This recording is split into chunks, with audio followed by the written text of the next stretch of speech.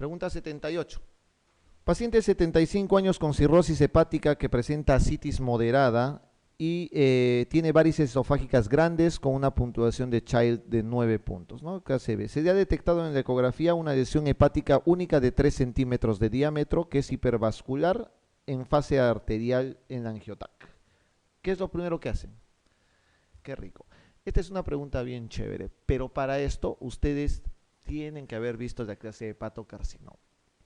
Si no, están fritos. Existe un algoritmo grande, que es el algoritmo de acuerdo a los tamaños y de invasión que tenga la lesión hepática. Todo paciente que tenga cirrosis tiene riesgo de hepatocarcinoma. Así que para acordarnos rápidamente, voy a hacer el esquema mental lo mejor que puedo con ustedes de acuerdo a que me entiendan. La clasificación de los tumores del hepatocarcinoma viene en 5 tipos, ¿no? La muy temprana, la intermedia, la avanzada y el estadio terminal, ¿ya? La muy temprana es un tumor menor de 2 centímetros. Tumor menor de 2 centímetros, eso es muy temprano. El temprano es un tumor menor de 5 centímetros o 3 tumores menores de 3 centímetros, ¿de acuerdo?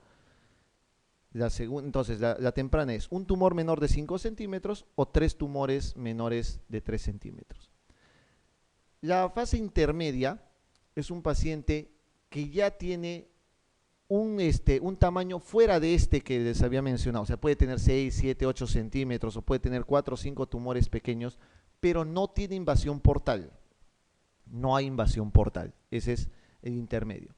El avanzado es aquel paciente que ya tiene invasión portal, ¿ya? Es que ya tiene invasión portal, no importa el tamaño, ya tiene invasión portal. Y el estadio final o el estadio terminal es un paciente prácticamente con metástasis generales a distancia, que ya no hay nada que hacer. Doctores, ¿qué se hace para cada uno de ellos? Vayamos por el lado. El lado muy temprano, tumor menor de 2 centímetros, tratamiento resección.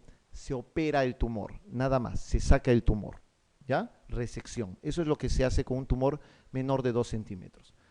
Vayamos al B, que es a lo siguiente, que es el tumor menor de 5 centímetros o los 3 tumores menores de 3 centímetros. El tratamiento es trasplante hepático. Se hace trasplante hepático. Eso en el caso de que se permita que el paciente esté obviamente sano, ¿no? Es un paciente que tiene que estar en condiciones de recibir un trasplante.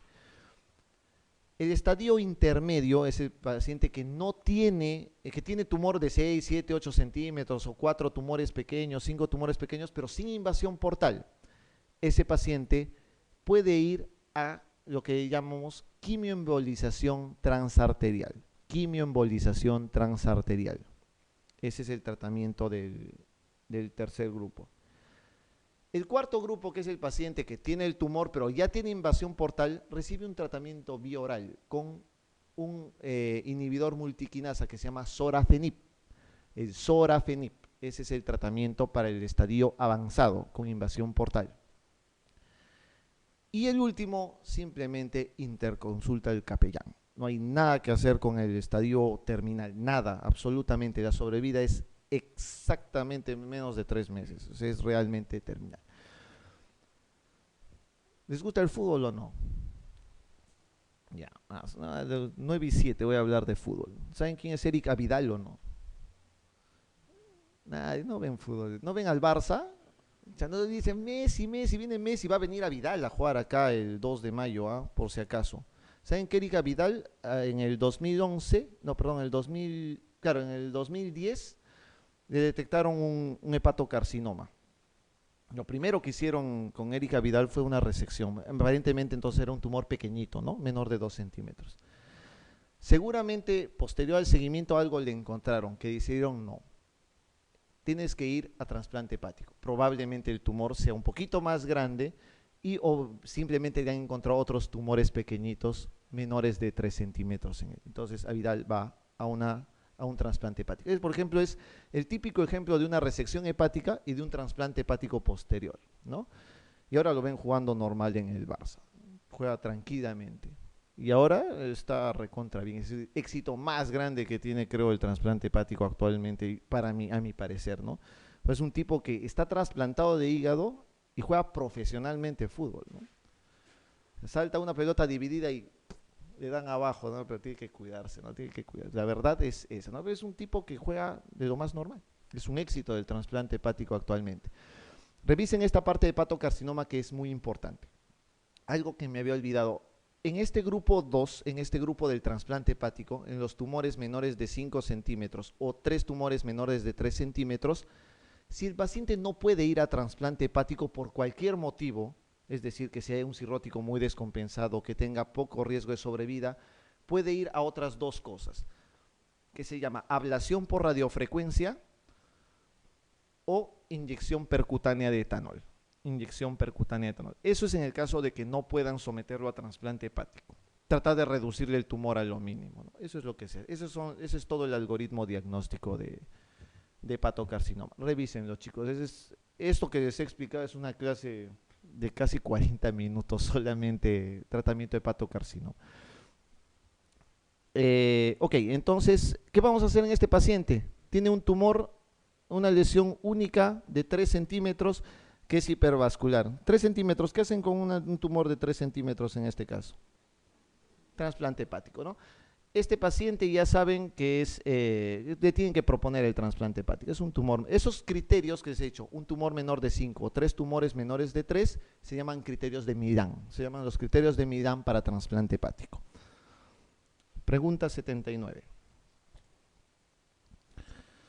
Una mujer de 55 años ingresa en el hospital con el tratamiento de pancreatitis aguda. ¿Cuál de las siguientes pruebas o determinaciones analíticas no es útil para predecir la gravedad de esta enfermedad? ¿Cuál es? TAC sí predice gravedad. Creatinina obviamente predice gravedad si hay falla renal. Hematocrito es un riesgo, es un factor cuando el hematocrito es más de 44 y el BUN también, por eso se utiliza el BISAP actualmente, ¿no? Los niveles de amilasa y lipasa no interesan, ¿eh? Nunca han servido para diagnosticar. Así tengas una amilasa de 7000, 8000, no interesa, eso puede ser una pancreatitis leve. No hay ninguna relación entre el nivel de amilasa o la gravedad de la pancreatitis. Pregunta 80. Paciente con una pancreatitis aguda que en la tomografía a las 72 horas de ingreso le aprecian una necrosis del 50% de páncreas. A la tercera semana, el paciente comienza con fiebre elevada y leucocitosis. Le toman una radiografía y un sedimento urinario y es normal. ¿Qué es lo que tienen que hacer? Recuerden que es una complicación que tiene la pancreatitis, es la necrosis. Y este paciente, si tiene necrosis y te empieza a hacer fiebre y leucocitosis, ¿qué creen que haya pasado con la necrosis? Se ha infectado, ¿no? Se infectó. ¿Qué haces con una necrosis infectada? Púnzalo. Tienes que punzarlo, aspirar y llevar a cultivo. Entonces es una punción-aspiración con aguja fina. Eso es lo que se hace. Se punza, se manda a cultivo y el paciente tiene que recibir tratamiento antibiótico para empezar. Puede terminar en tratamiento quirúrgico. Usualmente ya no es de elección eso. Se da primero tratamiento antibiótico. Pero siempre deben de punzarlo, ¿ya? Pregunta 81. Varón de 15 años, asintomático, subictérico de escleras, ¿no? Ictericia de escleras.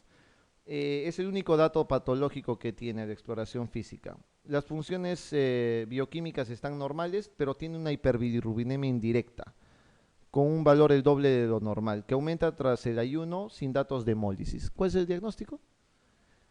Ese es un diagnóstico recontra común y les aseguro que les van a tomar en el examen ahora. Ese es un síndrome de Gilbert, ¿no?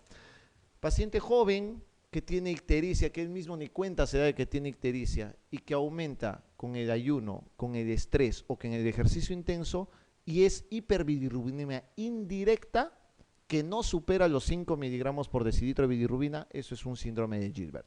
Tratamiento, ninguno, déjenlo, es una condición totalmente benigna. Si uno de ustedes se pone amarillo antes del examen, puede tener Gilbert, ¿no? Entonces, por estrés. 82. ¿Cuál de las siguientes entidades clínicas no es objeto de estudios endoscópicos repetidos de seguimiento para el paciente con un despistaje de una neoplasia digestiva? O sea, ¿cuál no necesita estudios endoscópicos frecuentemente? ¿Un esófago de Barrett necesita seguimiento? Sí, necesita seguimiento, obviamente, por el riesgo de adenocarcinoma esofágico. ¿Pólipos adenomatosos? Recuerden que los pólipos neoplásicos comienzan con adenomas, ¿no es cierto? Entonces sí necesita seguimiento. La hernia hiatal, nada, la hernia hiatal es una condición anatómica alterada, no necesita seguimiento de ningún tipo, ¿no? Familiares de primer grado con cáncer de colon, obviamente sí, ¿no? Si hay riesgo familiar necesita seguimiento. Y colitis ulcerosa de más de 10 años de evolución, obviamente porque hay mayor riesgo de cáncer gástrico. Pregunta 83. La enfermedad por reflujo gastroesofágico puede producir síndromes extraesofágicos, ya les había comentado eso. Algunos de ellos están establecidos o confirmados y otros solo están propuestos. Ok, van a revisar eso en la clase. Uno de ellos, ¿cuál de ellos no es un síndrome establecido? Les había dicho que tos crónica, sí, hay pacientes con tos crónica, laringitis, asma y erosión dental son pacientes que tienen realmente una relación bien marcada con el reflujo. Los pacientes que tienen sinusitis crónica se le ha relacionado con más riesgo de reflujo. No está establecido al 100%, esa es la diferencia. Es una pregunta un poco difícil, pero no hay una relación muy directa, pero sí se ha visto que los pacientes que tienen sinusitis crónica también se ha relacionado con reflujo, pero falta confirmar con estudios, ¿ya? 84. En relación al Helicobacter pylori, ¿cuál de las siguientes afirmaciones es falsa? ¿Transmisión vía fecal oral? Cierto, ¿no es cierto? Es una transmisión más que todo por el agua. ¿Se asocia casi siempre a gastritis crónica? Cierto. ¿Es un microorganismo microaerófilo gram negativo? Cierto, es gram negativo. ¿Está diseñado para vivir en el medio ácido? Claro, por eso es tan frecuente en nuestro medio, ¿no? ¿El test de urasa para el diagnóstico presenta una sensibilidad y especificidad inferior al 50%? No, tiene una sensibilidad y especificidad muy alta, ¿no? Muy alta, por eso se usa en el control de erradicación. Pregunta 85. ¿Cuál de los siguientes datos clínicos registrados durante la realización de la historia clínica de un paciente con diarrea de más de 4 semanas de evolución puede ser encontrados en personas sin patología orgánica? A ver, pérdida de peso con o sin rectorragia. ¿Eso se ve en pacientes con patología orgánica? ¿Sí? ¿No? Claro, o sea, la pérdida de peso te implica que hay una patología orgánica. Tienes que descartar un cáncer de colon de todas maneras. Entonces, eso implica patología orgánica. ¿Persistencia de diarrea durante la noche? Sí, se ha relacionado que los pacientes que se despiertan y que tienen diarrea nocturna en la madrugada tienen posibilidad de patología orgánica, o sea que hay una causa que es diferente a un intestino irritable normal. Inicio de síntomas después de los 50 años. Claro, cualquier paciente adulto mayor tiene más riesgo de cáncer de colon. Tienes que descartar patología orgánica. Presencia durante la exploración de dermatitis o artritis. Claro, ¿qué implicaría que tenga dermatitis o artritis? Enfermedad inflamatoria intestinal, ¿no? O un Crohn o una colitis, patología orgánica. Expulsión de moco en más del 25% de las defecaciones. Eso no es cierto, porque la exploración de moco en más del 25% de las defecaciones puede verse en un colon irritable sin ningún problema. ¿Cuándo pensarían ustedes en organicidad? Cuando sea moco y sangre, ¿no es cierto? Obviamente pensarán organicidad si hay moco, fiebre, ¿no es cierto? Tengan siempre en consideración eso, pero moco solo no interesa mucho en esto. Pregunta 86. Una pregunta que tienen que saberla porque eso es recontra preguntada, los criterios de Ranson, ¿no? Son marcadores pronósticos tempranos en la pancreatitis aguda. ¿Cuál es un criterio no está correcto en estos criterios de Ranson? La edad, ¿no? Es mayor de 55 años en los pacientes. Lo demás está correcto, ¿no? Glicemia más de 200, leucocitosis mayor de 16.000, LDH más de 350, TGO mayor de 250. Doctores, tengan cuidado que en algunos exámenes les cambian la TGO por AST, ¿ya?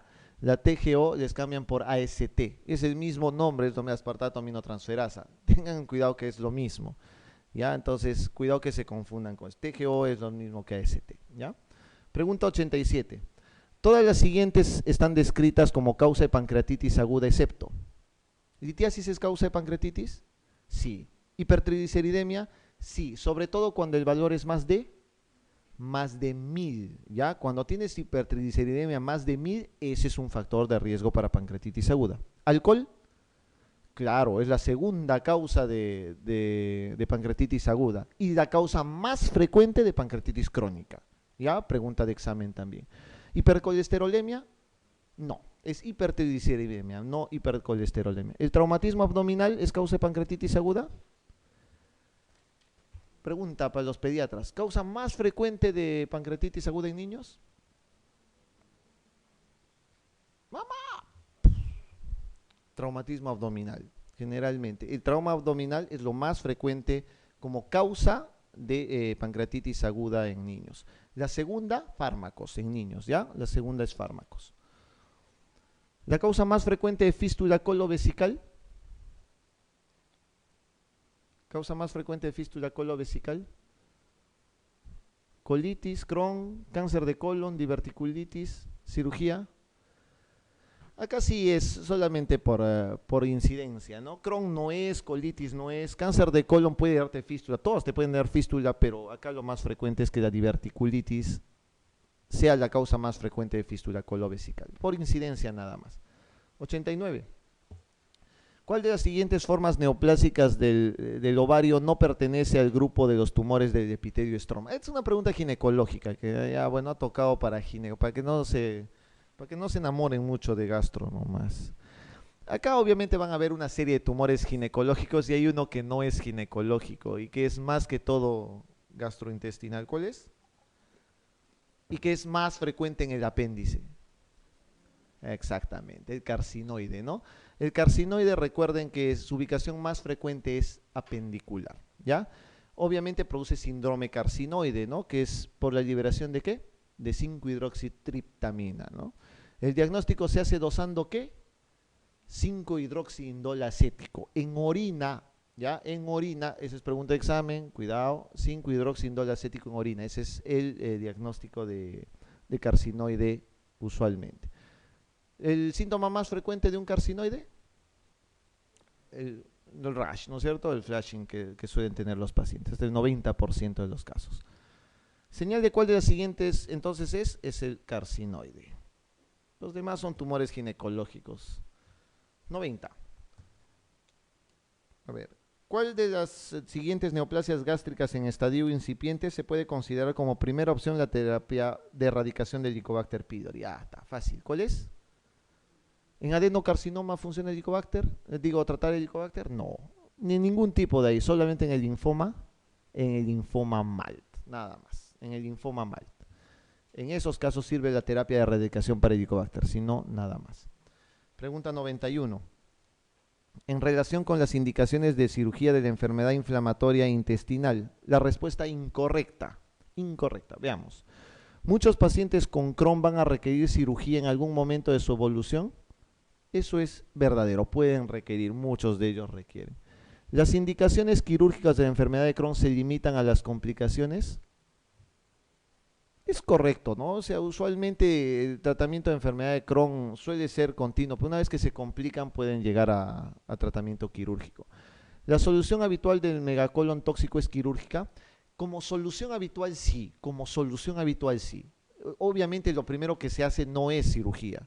Lo primero es tratamiento conservador, pero la solución habitual es tratamiento quirúrgico.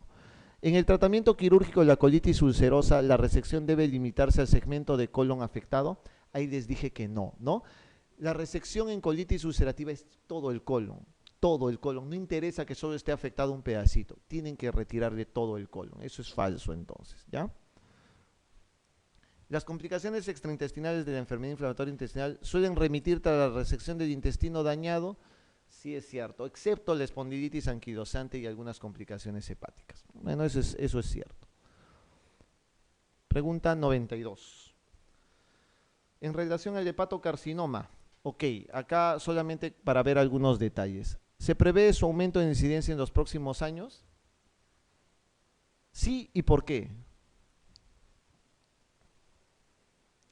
Porque ahora hay mayor tendencia. Hasta hace 20 años, la causa más frecuente usualmente era las relaciones sexuales y la transmisión de hepatitis B. Luego de que empezaron las drogas endovenosas, en Europa la causa más frecuente actualmente es hepatitis C. Y eso lleva a cáncer, a hepatocarcinoma. Entonces se prevé que va a haber un aumento de la incidencia. Entonces eso es correcto, ¿no? La respuesta acá es la correcta. Pero revisemos un poquito más. ¿Suele diagnosticarse en pacientes entre 40 y 50 años? No, usualmente es mucho mayor, ¿no? ¿En nuestro medio se relaciona habitualmente con la infección por el virus de hepatitis B? Sí. En el Perú, la causa más frecuente es hepatitis B. Si se van a dar su examen a España, la causa más frecuente es hepatitis C. ¿Ya? ¿La tomografía se manifiesta como una lesión hipovascular? No, es hipervascular en la tomografía trifásica. Hipervascular. En la actualidad no se dispone de ningún fármaco capaz de mejorar la supervivencia de los pacientes con hepatocarcinoma avanzado. Esa es una chapada, pero les había mencionado que el sorafenib es un fármaco que se da vía oral y sí le mejora la supervivencia. 3 meses, pero le mejora. Es la verdad, mejora 3 meses la supervivencia, pero sí le mejora. Entonces, esa es la pregunta. Es cierto que existe un fármaco. Entonces, la respuesta acá es falsa. Se prevé un aumento de su incidencia en los próximos años. Pregunta 93. Un paciente de 25 años presenta de forma brusca astenia ictericia detectándose transaminasas más de 2000, ¿no? Los marcadores serológicos muestran que hay IgM para virus de hepatitis A negativo, antígeno de superficie para hepatitis B obviamente negativo, IgM positivo para hepatitis B, el anticore positivo y el virus C negativo. ¿Qué es?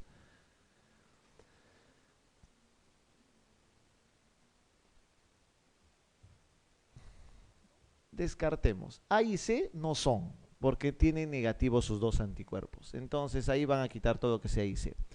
Acá sí puede haber algún tipo de problemas. Primero, para que ustedes diagnostiquen de hepatitis crónica a un paciente, tienen que tener antígeno de superficie positivo y tiene que ser más de 6 meses positivo. Esa es la única forma de que ustedes diagnostiquen hepatitis B crónica. Si no les dice eso, no es crónico. ¿Ya? Descarten por ese lado. Hepatitis aguda no viral, pues sí es viral, ¿no? Si tienes acá ya un anticuerpo positivo. Hepatitis aguda B, cierto. Pero para que un paciente tenga hepatitis aguda realmente, puede tener el antígeno de superficie positivo, pero acá está negativo. Pero tiene un IgM, un anticore IgM positivo. Eso quiere decir que el paciente tiene una hepatitis aguda. Realmente para que esto sea mucho más correcto, debería ser antígeno de superficie positivo y el IgM positivo. Con eso ustedes estarían felices de marcar realmente hepatitis B aguda. Les han complicado un poquito la situación. Pero acá la respuesta es una hepatitis aguda del tipo B. Sobre infección delta, pucha, nada, no se parecen para nada, ¿no? 94. Los pacientes con grupo de fármacos, ¿qué grupo de fármacos están contraindicados en pacientes con cirrosis y ascitis? Como en todo lugar. ¿Qué es lo que contraindican cuando? ¿Beta bloqueantes le contraindican? No, porque usualmente pueden recibir ese tratamiento, ¿no? AINES, ¿no? Realmente AINES lo van a contraindicar en los pacientes que tienen cirrosis y ascitis, porque son nefrotóxicos, ¿no? Además. 95. Paciente que tenga un traumatismo hepático mediante TAC. ¿Cuál es el tratamiento más importante para suspender el tratamiento conservador y proceder a una intervención quirúrgica? Trauma hepático, ¿no? ¿Qué le harían a un paciente que tenga eso? ¿Por qué le harían? Si hay modificaciones de las lesiones hepáticas, no. Que se evidencie dolor idioparalítico y distensión, no. Que hay inestabilidad, ¿no? Si un paciente tiene inestabilidad hemodinámica es porque sigue sangrando de ese hígado lesionado, ¿no? Entonces ese paciente tiene que ser sometido a cirugía. Leucocitosis no es posibilidad quirúrgica, ¿no? El hematocrito inferior a 30 tampoco. 96, otra pregunta de hepatitis. 28 años, adicto a drogas por vía parenteral. Ojo, 28 años y adicto a drogas por vía parenteral. Eso ya tiene que tener en consideración. Tiene TGP o el ALT 950, tiene la TGO o AST en 825. Hay degeneración hepatocelular. Fosfatasa alcalina y gamma glutamil normal. Bilirrubina en 4, predominio directo. Antígeno de superficie negativo. Anticore IgM negativo. Ojo, ya tienes los Bs negativos. Virus de hepatitis C negativo. Virus de hepatitis A negativo. O sea, todo es negativo. ¿Qué le pides? Y tienes ahí toda una serie de exámenes. Esa es otra pregunta mal intencionada, realmente. ¿Le pedirían IgG para hepatitis A? Realmente la hepatitis A no es una hepatitis crónica, entonces olvídense de que eso va a producir complicaciones. La única complicación que puede producir una hepatitis A es una hepatitis fulminante, en menos del 1% de los casos. pero no produce estas cronicidades, ¿no? ¿Es una antihepatitis de tipo IgM? No. Lo único que tienen que pensar, lo único, es un paciente con drogadicto por vía parenteral. ¿Qué es la causa más frecuente? Hepatitis C. Es cierto que tienen acá el IgM para hepatitis C negativo, ¿no? El anti-VHC negativo. ¿Qué le piden entonces? El RNA para virus de hepatitis C. Es una carga viral nada más.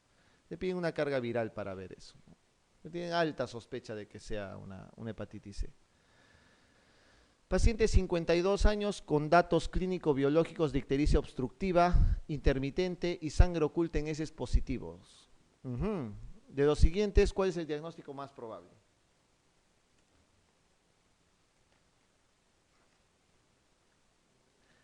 Así es, ampuloma. ¿Por qué? Hay ictericia obstructiva intermitente, fluctuante, pero el dato importante es que tiene sangre oculta en heces positivo. Y los tumores del ampollo usualmente se desgarran un poquito y tienden a tener pérdidas de sangre ocultas, ¿no? Entonces suele ser un ampuloma. Ok. 98. ¿Cuál de los siguientes criterios no servirá para sospechar de una pancreatitis aguda es grave?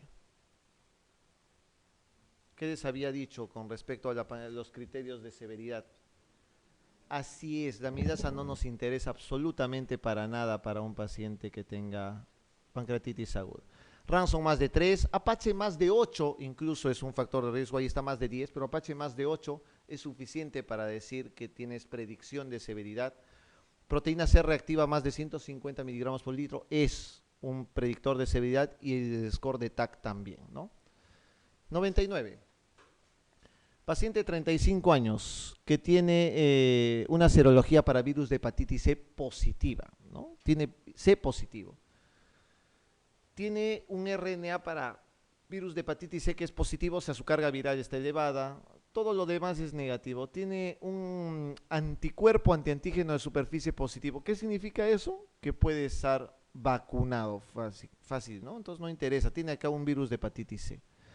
Todo lo demás es negativo. ¿Qué le dan como tratamiento a un paciente que tiene hepatitis C? ¿Cuál es el tratamiento de una hepatitis C?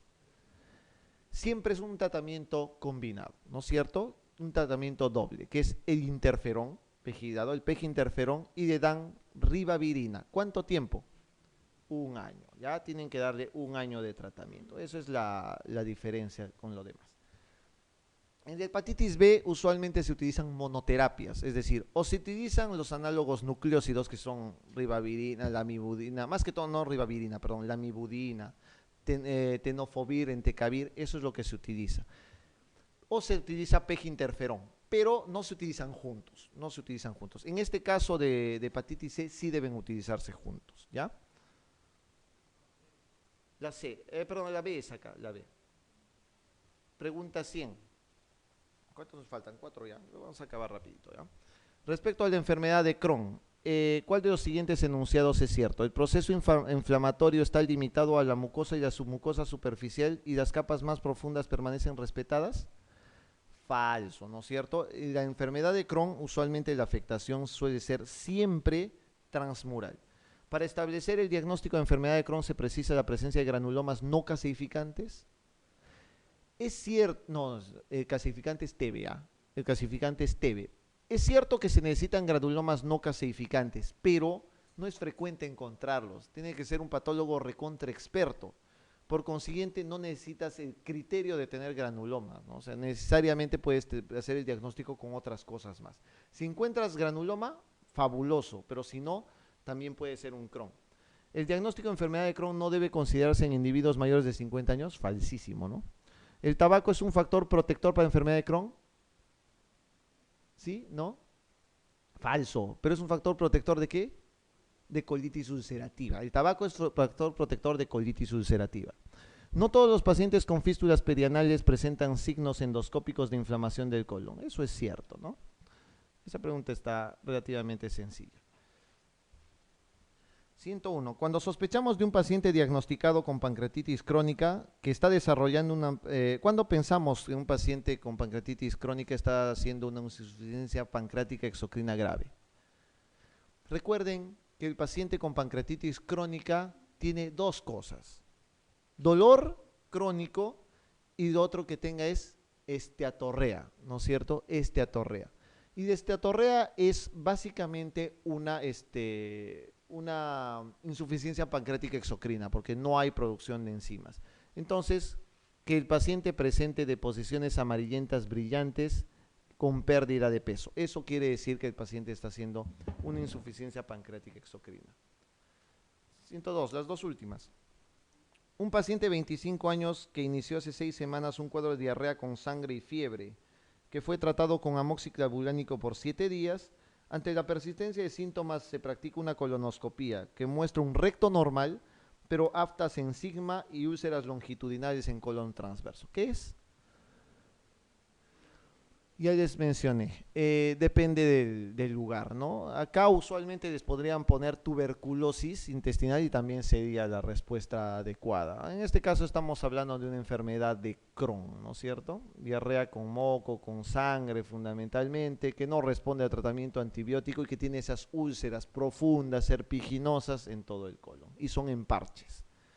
Y la última. ¿Cuál de las siguientes causas predisponentes a un carcinoma hepatocelular se consideran? ¿Cuál es? Una que no es. Cantado. Hepatitis A no es una causa de hepatocarcinoma nunca. Lo demás pueden encontrarlo como una de las causas predisponentes. Ok, doctores, he tratado de acabar. Gracias, chicos. Buenas.